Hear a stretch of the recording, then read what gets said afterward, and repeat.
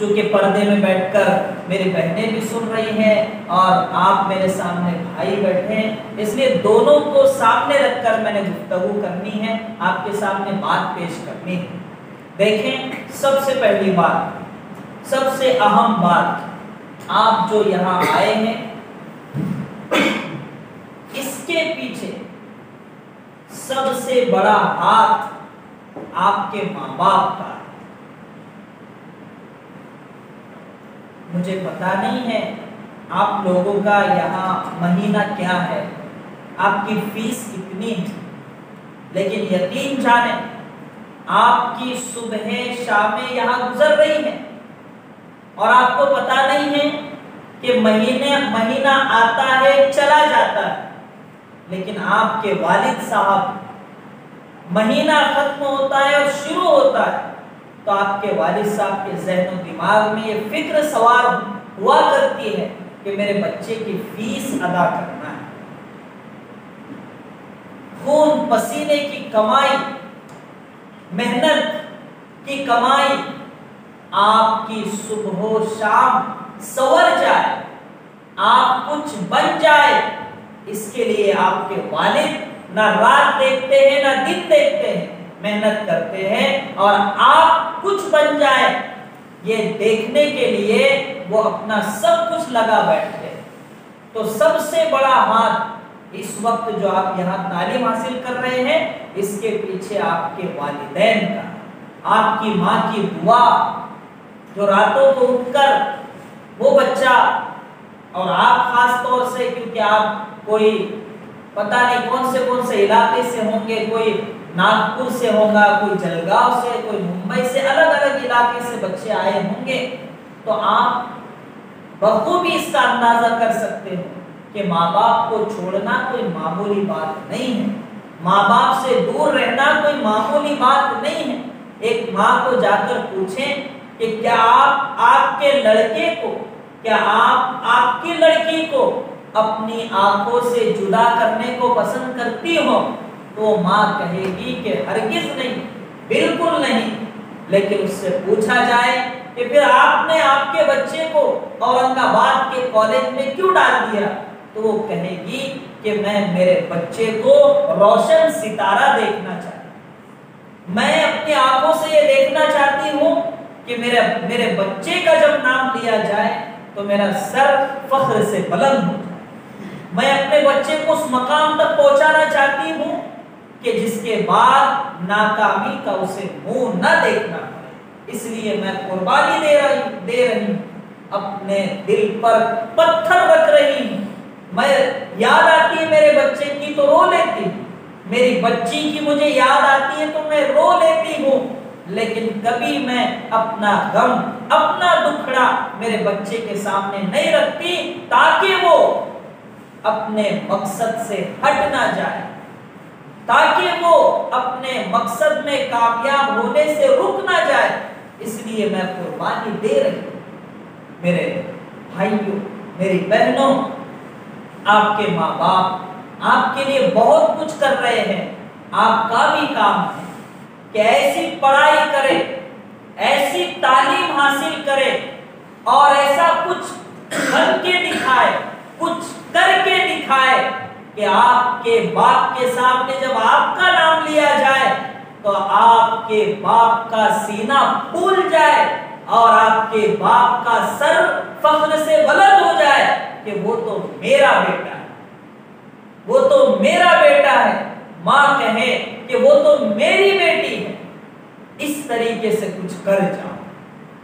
ایک بات جو انسان کو عام طور سے پیش آتی ہے، کم ہمتی کا شکار کبھی مت ہو، کبھی یہ مت سوچنا کہ میں یہ کام نہیں کر سکتا، اس چیز کو ذہن میں نہیں، آپ کے قریب بھی پھٹکنے مت دینا، میں یہ نہیں کر سکتا، مجھ سے یہ نہیں ہوگا، یا آپ کو اگر کوئی کہے کہ تجھ سے یہ نہیں ہوگا، تم یہ نہیں کر سکتے، تو یاد رکھیے یہ وہ جملے ہیں جو ایک کامیاب انسان کو ناکام بنا دیتے ہیں۔ دنیا میں کوئی چیز ایسی نہیں ہے جس کو انسان نہیں کر سکتا۔ انسان نے ہوائی جہاز لوہے کو ہوا میں اڑا دیا، ٹرین دیکھیے بھاری بھرکم اسے چلا دیا، سمندر کو دیکھ لیجیے کشتیوں کو چلا دیا۔ اتنا سب کرنے کے بعد اگر کوئی سوچے کہ مجھ سے نہیں ہو سکتا، میں نہیں کر سکتا، تو یہ سوچ ایک ناکام انسان کی سوچ ہے۔ کامیاب انسان کبھی نہیں سوچ سکتا کہ مجھ سے یہ نہیں ہو سکتا۔ اگر اس نے یہ سوچ لیا تو وہ کبھی بھی کامیاب نہیں ہو سکتا۔ اس لیے پہلی بات پختہ ارادہ، پختہ عزم کریے کہ دنیا کا کوئی غم آ جائے، دنیا کے کیسے بھی حالات آ جائے، میں اپنے ارادے سے نہیں ہٹوں گا، میں اپنے عزم سے نہیں ہٹوں گا۔ ایک دن آئے گا کہ کامیابی آپ کے قدم چھوئے۔ تو پہلی بات اپنا ارادہ پختہ کرو، مضبوط کرو کہ مجھے کچھ بننا ہے، مجھے کچھ کرنا ہے۔ اپنے آپ کو پہچانو۔ ہم لوگ کیا کرتے ہیں؟ دوسروں کو دیکھتے ہیں کہ فلاں کیا آدمی ہے اور اس کے کیا کہنے، لیکن ہم خود کو نہیں دیکھتے کہ میں بھی کچھ کر سکتا ہوں، میں بھی کچھ بن سکتا ہوں، مجھ میں بھی جستجو ہے، مجھ میں بھی کوشش کرنے کی طاقت ہے، میں بھی کچھ ایسا کر سکتا ہوں کہ دنیا والے کہے کہ وہ کیا آدمی ہے اور اس نے کیا کام کیا ہے۔ تو خود کو تلاش کریں۔ نمبر ایک پختہ عزم کریں، کم ہمتی، کم حوصلے کو اپنے پاس پھٹکنے بھی نہ دیں، اور اپنے آپ کو پہچانیں، اپنے آپ کو جانیں کہ میں کیا ہوں اور میں کیا کر سکتا ہوں۔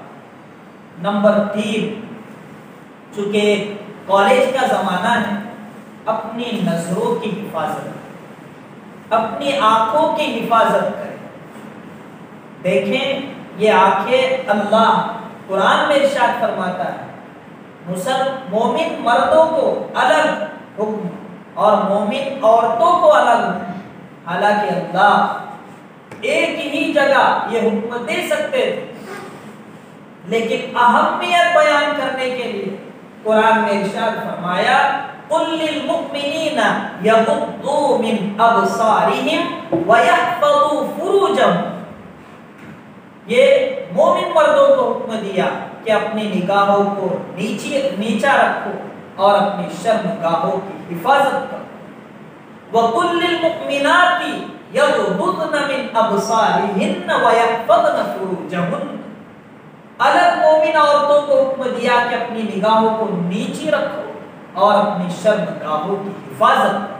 تو نگاہ یہ شیطان کے تیروں میں سے ایک تیر ہے، اس لیے اپنی نگاہ کی حفاظت کرو، کیونکہ گناہ علم سے روک دیتے، چاہے وہ دنیاوی علم ہو چاہے وہ دین کا علم ہو۔ اگر گناہ میں ہم مبتلا ہے تو ہم علم حاصل نہیں کر سکتے، علم کی روشنی ہمیں نہیں مل سکتی۔ علم ایک نور ہے، گنہگار کو کبھی نہیں مل سکتا۔ اس لیے آپ کالج کے زمانے میں اپنی نگاہوں کی حفاظت کریں۔ نمبر 4، اپنے آپ کو ایماندار آدمی بنائیں، ایماندار عورت بنائیں۔ اپنے آپ کو ایسا بنائیں کہ آپ اگر ڈاکٹر بنے، کوئی آپ کے پاس علاج کروانے آئے تو آپ ایمانداری کے ساتھ اس کا علاج کرو، پیسے کی لالچ میں آپ کا ایمان پھیکا نہ پڑ جائے۔ آپ اگر وکیل بنے مستقبل میں، اللہ کرے جس کا ارادہ ہو اس کو اللہ بنائے، اگر وکیل بنے تو ایمانداری سے نبھائے۔ بعض اوقات انسان کہتا ہے ایماندار انسان کبھی مالدار نہیں بنتا۔ یہ ایک عام طور سے دنیا میں ایک نعرہ چل پڑا کہ ایماندار آدمی کبھی ترقی نہیں کرتا۔ میرے بھائی ایسا ہرگز نہیں۔ عبد الرحمن بن عوف رضی اللہ تعالی ہمارے حافظ صبیر صاحب سے کبھی آپ کو وقت ملے تو پوچھنا کون تھے اور کتنے مالدار تھے، آپ کو ہمارے حافظ صاحب بتائیں گے۔ ایک دم ایماندار تھے، ایسے ایماندار تاجر کہ تاریخ ہم پڑھتے تو رشک کرتے ہیں، لیکن جب اس دنیا سے گئے تو کروڑوں کی مالیت چھوڑ گئے۔ تو ایسی مثالیں موجود ہیں۔ امام ابو حنیفہ کو دیکھیں، ایماندار تاجر تھے، کتنے مالدار تھے۔ حضرت ابو بکر صدیق رضی اللہ تعالیٰ عنہ کو دیکھیں، ایماندار تھے، تاجر تھے، کتنے مالدار تھے۔ تو ایسی لاکھوں سینکڑوں مثالیں ہیں کہ ایماندار ہی کامیاب ہوتا ہے۔ تو ایمانداری کو کبھی مت چھوڑنا۔ اللہ چاہے آپ کو ڈاکٹر بنائے، چاہے انجینئر بنائے، چاہے وکیل بنائے، لیکن ایمانداری کبھی مت چھوڑنا۔ جھوٹ بول کر کبھی مت کمانا، جھوٹ بول کر کسی کو دھوکہ مت دینا۔ اپنی زبان کا صحیح استعمال کرنا، اپنی زبان کو بکنے مت دینا، اپنی زبان کو جھکنے مت دینا، اور اپنی زبان کو جھوٹ سے ملوث نہ کرنا۔ یہ چیز آپ یاد رکھیں۔ پڑھائی کے زمانے میں خاص طور سے ایسا ہوتا ہے، جھوٹ بول دیتے ہیں، چھوٹی چھوٹی باتوں پر ہم گھما پھرا کر ٹیچرز کو، استاد کو، معلم کو اس طریقے سے گھما دیتے اور یہ سوچتے ہیں کہ میں نے تو بہت بڑا کام کر دیا۔ لیکن یاد رکھیں، یہ کامیابی کی سیڑھی نہیں ہے۔ سچ بولنا یہ کامیابی کی سیڑھی۔ آپ کو معلوم ہوگا عبد القادر جیلانی رحمۃ اللہ علیہ پڑھنے کے لیے جا رہے تھے، ڈاکوؤں نے بیچ میں قافلے کو روکا، سب کو پکڑ لیا، مال لوٹنے لگے، سب لوٹ لیا۔ عبد القادر جیلانی رحمۃ اللہ علیہ بھی اس قافلے میں موجود تھے۔ ڈاکوؤں نے پوچھا کہ اب کسی کے پاس کچھ ہو تو دے دو ورنہ جان لے لیں گے۔ تو عبد القادر جیلانی رحمۃ اللہ علیہ نے اپنی جو آستین تھی اسے اس طرح کیا اور کہا کہ یہاں میری اماں نے کچھ پیسے رکھے ہیں، سی کر رکھے ہیں، اس میں سے لے لو۔ ڈاکوؤں کے سردار کو پتا چلا کہ اتنا ایماندار بچہ ہے، تو اس نے بلایا اور کہنے لگا کہ بیٹا پیسہ تو چھپا سکتا تھا اور تیرے پیسے ہم کو ملنے والے بھی نہیں تھے، پھر تو نے کیوں بتایا؟ تو بچہ کہنے لگا کہ جب میری ماں نے مجھے علم حاصل کرنے کے لیے روانہ کیا، رخصت کیا، تو مجھ سے کہا تھا کہ بیٹا کبھی جھوٹ مت بولنا، اس لیے جب مجھ سے پوچھا گیا پیسہ ہے تو دے دو، تو میں نے دے دیا۔ اس بچے کے اس جملے کا اثر اس ڈاکو پر اس طرح ہوا، اس طرح اس لٹیرے پر اثر ہوا کہ اس نے اسی جگہ توبہ کی اور اس کے ساتھ پورے ڈاکوؤں نے توبہ کی اور کہا کہ آج کے بعد ہم کبھی ڈاکہ نہیں ڈالیں گے، آج کے بعد ہم کسی کو نہیں لوٹیں۔ تو یہ سچ کی طاقت ہے۔ تو ہمیشہ سچ بولیے، اپنی زبان کو صحیح استعمال کیجیے۔ ایک دوسرے، اب الگ الگ علاقے کے آپ لوگ رہنے والے ہیں، ایک دوسرے کا ادب و احترام۔ دیکھیں میں بھی پڑھا ہوں اپنے وطن سے دور رہ کر، مجھ میں اور آپ میں فرق یہ ہے کہ آپ دنیاوی تعلیم حاصل کر رہے ہو اور ماشاءاللہ ساتھ میں دینیات بھی ہے، یہ آپ کے لیے گولڈن چانس ہے۔ اللہ تعالیٰ صابر سر کو، سکندر سر کو اور بھی جو ہے، میں نام نہیں مجھے پتا ہے لیکن جن کے پتا ہے میں لے رہا ہوں، تو اللہ ان کو جزائے خیر دے کہ انہوں نے اس طریقے سے آپ کے لیے نظم کیا ہے کہ آپ دنیاوی تعلیم کے ساتھ دین کا علم بھی حاصل کر رہے ہیں۔ یہ بہت بڑی بات ہے، یہ چھوٹی بات نہیں ہے۔ آپ کو دونوں ہاتھ میں لڈو مل رہے ہیں، تو اب آپ کا کام ہے کہ اس کی قدر کریں۔ اس لیے اپنے استاد کی، اپنے جو پرنسپل ہے ان کی آپ عزت کریں، ان کو قدر کی نظر سے دیکھیں۔ تو ایک اور اہم بات، چونکہ یہاں ماشاءاللہ نماز کا بھی نظم ہے، تو نماز دیکھیں، نماز وہ چیز ہے دین کا ستون، جسے کہا ستون کیوں کہا پتا ہے کہ یہ اگر باقی ہیں تو ایمان بھی تازہ ہے، اور یہ اگر چھوٹتی ہے تو ایمان کا کوئی ٹھکانہ نہیں، کوئی بھروسہ نہیں۔ اس لیے نماز کی پابندی ہم کریں، ایسا نہیں ہے کہ سر بولیں گے یا ڈانٹیں گے یا ڈنڈا اٹھائیں گے تبھی ہمیں مسجد نظر آئے گی، ایسا نہیں ہونا چاہیے، بلکہ جیسے ہی اذان ہو تو آپ کا دل یہ کہے کہ اذان ہو گئی ہے، میں نے نماز پڑھنی ہے، میں نے مسجد میں جانا ہے، میں نے اللہ کے سامنے سر جھکانا ہے۔ یہ آپ کے دل میں جس دن پیدا ہو جائے گا تو سمجھ لینا کہ آپ دنیاوی تعلیم کے ساتھ ساتھ دین کا علم بھی حاصل کر رہے ہیں۔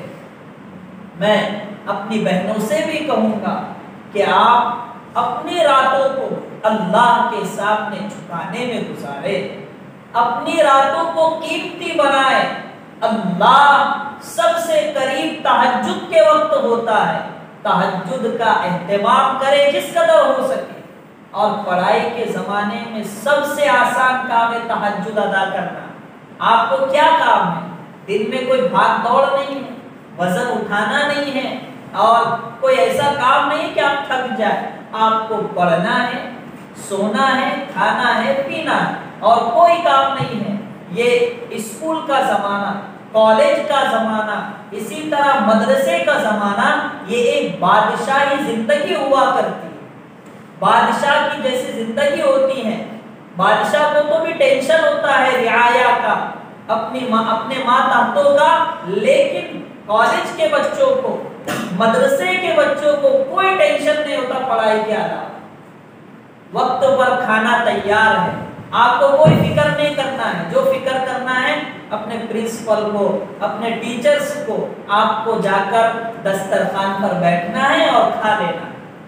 وقت ہو گیا سو جانا ہے، وقت ہو گیا جاگنا ہے، پڑھنا ہے، اس کے علاوہ کوئی کام آپ کو نہیں ہے۔ تو ہم اپنی زندگی کو، اپنی زندگی کے نظام الاوقات بنائیں، ہماری زندگی کیسے گزارنا ہے ہمیں اس کا ہمیں پختہ علم ہونا چاہیے، اور ہم ایسے بنے جیسے ہمارے ٹیچرز چاہتے ہیں۔ صابر سر نے مجھے بتایا کہ موبائل کا ہم نے سختی سے بچوں کو منع کیا ہے، اور ہمارے موبائل ہم اپنے مدرسے میں، ہمارے اسکول میں، کالج میں موبائل کو بالکل منع ہم نے کیا ہے۔ تو یہ بات سن کر یقین جانے مجھے بہت خوشی۔ اب آپ سمجھیں گے کہ یار ہم تو ناراض ہیں، آپ خوش ہو رہے ہیں، ہے نا بھائی؟ ایسا ہوتا ہے پڑھائی کے زمانے میں۔ ہم بھی جب پڑھتے تھے ڈابیل میں تو وہاں بھی ایسا ہی ہے، موبائل کی بالکل اجازت نہیں ہے، لیکن ہم سوچتے تھے موبائل کا زمانہ ہے اور موبائل کی اجازت نہیں۔ تو آپ تو کالج میں ہیں، جب ہم عالم بنتے ہوئے یہ سوچ سکتے ہیں تو آپ تو بدرجہ اولا یہ سوچتے ہوں گے کہ صابر سر عجیب ہے، موبائل نہیں رکھنے دیتے۔ کوئی بولتا بھی ہوگا بھائی، آپس میں بات کرتے ہوں گے نا۔ لیکن یاد رکھیں موبائل نہ رکھنے کا احساس آپ کو کب ہوگا پتہ ہے؟ جب آپ ٹیچرز بنو گے، انجینئر بنو گے، وکیل، جب آپ بڑے عہدے پر، مرتبے پر، رتبے پر چلے جاؤ گے، اس وقت آپ کو احساس ہوگا کہ اچھا ہوا میں نے موبائل نہیں رکھا، ورنہ پبجی والا ٹیچر بن جاتا، بے کام ٹیچر بن جاتا، ہے نا بھائی؟ ڈاکٹر کے بجائے جانوروں کا ڈاکٹر بن جاتا۔ تو آپ کو احساس ابھی نہیں ہوگا، جیسے ابھی میں پڑھ کر آیا، عالم بنا، تو عالم بننے کے بعد احساس ہوتا ہے دنیا میں جانے کے بعد کہ جو چیزیں مدرسے میں منع تھی وہ صحیح تھی۔ ایسا ہی آپ کو احساس اس وقت ہوتا ہے جب آپ کالج سے چلے جاتے ہو۔ موبائل اگر آپ کے پاس ہوتا تو آپ کے کم سے کم 2 سے 3 گھنٹے وہ لیتا، اور وہ 2 سے 3 گھنٹوں کا اثر یہ ہوتا کہ 24 گھنٹے وہ تصویریں آپ کی نگاہوں کے سامنے گزرتی، پھر وہ کتابوں میں کیا لکھا ہے آپ کو پتہ ہی نہیں چلتا۔ اس لیے وہ نہیں ہے، آپ سکون میں ہیں اور آپ کو ضرورت بھی نہیں ہے اس کی۔ کون سا کاروبار ہے آپ کے پیچھے؟ کوئی بزنس بھی تو نہیں ہے، آپ کے والدین کر رہے ہیں، آپ کو صرف پڑھنا ہے تو کتابیں ہیں، آپ کو صرف پڑھنا ہے تو ٹیچرز ہے، کھانا پینا ہے کینٹین ہے۔ تو ساری چیزیں جو آپ کی ضرورت کی ہے وہ آپ کے لیے اویلیبل ہے، صابر سر نے وہ آپ کے لیے تیار کر رکھی۔ اور جو آپ کے ضروری نہیں ہے آپ کے لیے تو اس سے آپ کو روکا جا رہا ہے، جو ضروری نہیں ہے اس سے۔ اس لیے ان چیزوں کو اپنے دل پر بوجھ نہ سمجھیں، ہے نا۔ اکثر ہوتا ہے کہ ہم بوجھ سمجھتے ہیں، کیونکہ میں بھی اسی راستے سے گزر کر آیا ہوں جس راستے سے آپ گزر رہے ہیں۔ سمجھ آ رہی بات؟ تو اس لیے میرے بھائیوں میری بہنوں، جو کچھ آپ کو ٹیچرز کہے، پرنسپل کہے، ان کے مطابق آپ چلو، انشاءاللہ ثم انشاءاللہ یہاں سے پڑھ کر جانے کے بعد آپ ان لوگوں کو دعا دو، آپ ان لوگوں کا نام لوگے کہ اچھا ہوا انہوں نے ہمیں ان چیزوں کا پابند بنایا، ان چیزوں سے روکا۔